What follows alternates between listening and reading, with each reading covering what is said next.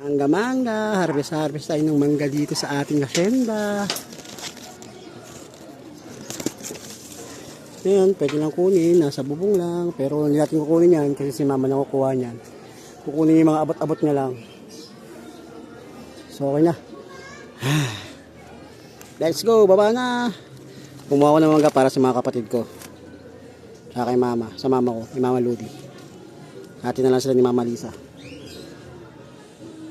Kataas natin manguha ng mangga. Manghingi naman tayo ng kay Mito. Kay Mito, pengi po ah. Pengi po ng kayo Mito.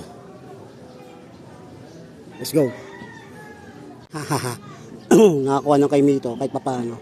Salamat po mangga. Ayan o kay Mito. Hingi lang ang onte.